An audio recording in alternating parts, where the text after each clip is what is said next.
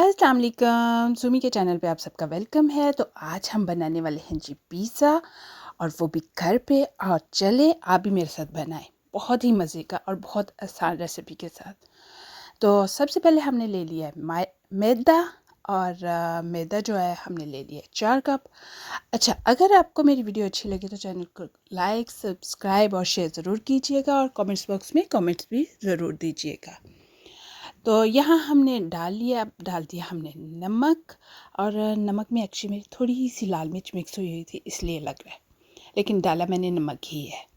तो साथ ही मैंने डाल दिया है योगर्ट, और यहाँ ना मैंने यीस्ट को पानी में जो है ना मिक्स किया था अच्छी तरह से ना, तो मिक्स करके फिर मैंने उसको उसके अंदर डाला है।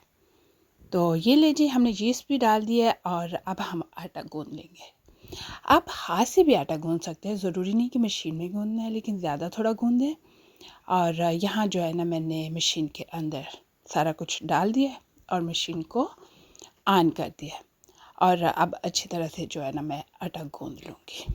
तो जब अच्छी तरह से आटा गूंद जाए और नाइस हार्ड डो तैयार हो जाए, तो फिर जो आटा है ना उसको हमने निकाल लेना है। तो बहुत आसान रेसिपी है और फटाफट से बन जाने वाली है, और आप घर में इंजॉय कर सकते हो रेस्टोरेंट का टेस्ट जो है ना। तो ये देखो, फटाफट से हमारा आटा जो है गूंद गया है।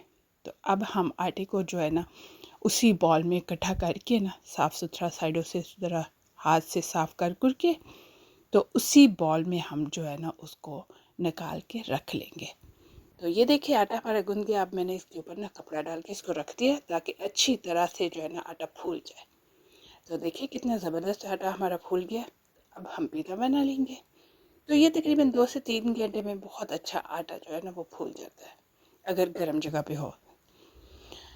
तो अब मैंने ना यहाँ फैला लिया है खुशक आटा फैला के, तो ऊपर मैंने निकाल लिया है। जितना बड़ा मैंने पिज़्ज़ा बनाना है ना, उतना बड़ा मैंने उतनी क्वांटिटी में आटा निकाल लिया है। तो ये लें जी, हमने अच्छी तरह से उसको फैला देना है। हाथ से फैलाएं, बेलन से फैलाएं, आपकी अपनी मर्ज़ी है।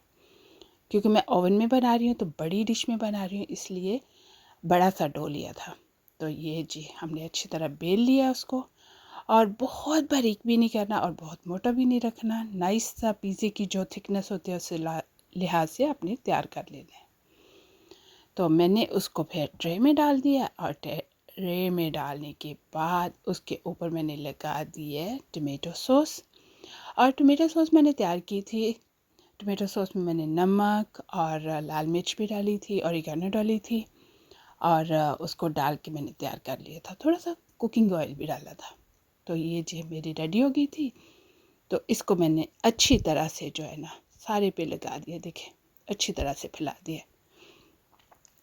साइडों पे किनारों पे अच्छी तरह से। घर में बनाना है तो जैसे दिल करता है वैसे बनाएं, ज़्यादा लगानी है थोड़ी लगानी है, ये अपनी मर्ज़ी पे होता है। तो यहाँ पे जो किनारे थे ना, जो बड़े बड़े किनारे थे, उनको मैंने फ़ोल्ड करना था, इसलिए मैंने ना पहले उसमें ना ऐसे चीज़ फिल की है। आप किसी टाइप की भी चीज़ यूज़ कर सकते हो। तो मैंने यहाँ ना अच्छी तरह से दोनों साइडों पे ना ज़्यादा से ज़्यादा चीज़ डाली है, और फिर मैंने सॉस को जो है ना और ज़्यादा लगा दिया है इस तरह से किनारों पे। तो फिर मैंने ऐसे किनारे बंद कर दिए। जब मैंने ऐसे किनारे बंद किए तो बहुत नाइस से किनारे जो है ना जब पकेंगे ना तो बहुत अच्छे लगेंगे, टेस्टी होंगे।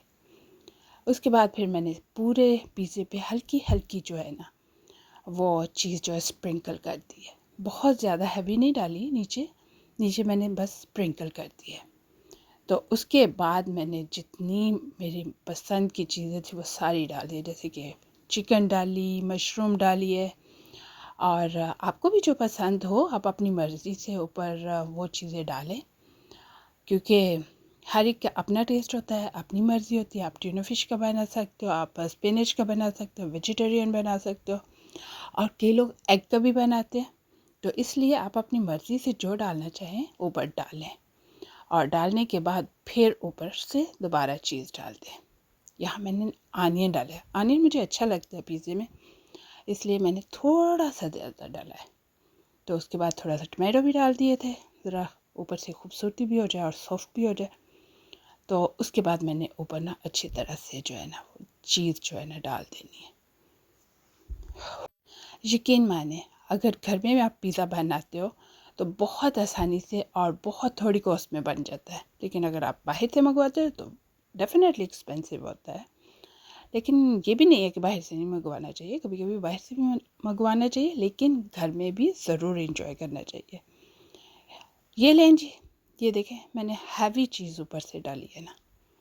तो अब इसको मैं बेक करूँगी, ओवन में रखूँगी।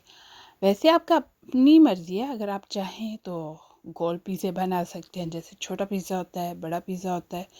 अपनी मर्ज़ी से जिस स्टाइल का मर्ज़ी जो है ना वो आप पिज़्ज़ा बना सकते हो। और ये पिज़्ज़ा बनाना भी एक आर्ट है। उसको सही तरीके से हर चीज़ को बड़े रिलैक्स होके अपने शौक़ से एंजॉय करके काम करना भी एक आर्ट ही होता है। तो चलिए इसको अब हम डाल देते हैं ओवन में। देखिए कितना नाइस लग रहा है और बड़ा सा पिज़्ज़ा है और एक दफ़ा ही ट्रे से जो है ना हम निकाल लेंगे। तो चलें जी इसको रखते हैं ओवन में। तो इस तरह मैंने ना ये 2 राउंड राउंड भी बना लिए थे एक्स्ट्रा से ना। तो ये देखिए जी पिज़्ज़ा हमारा बिल्कुल तैयार हो गया है और अब हम इसको अपनी मर्ज़ी के स्लाइसेस जो है वो काटेंगे और इन्जॉय करेंगे। तो चलिए अब आप भी बनाएं और मुझे ज़रूर बताएं कि आपको मेरी ये रेसिपी कैसी लगी। चैनल को लाइक, सब्सक्राइब और शेयर ज़रूर कीजिएगा और कमेंट्स बॉक्स में कमेंट्स भी ज़रूर दीजिएगा। मिलेंगे न्यू रेसिपी के साथ। अल्लाह हाफिज़।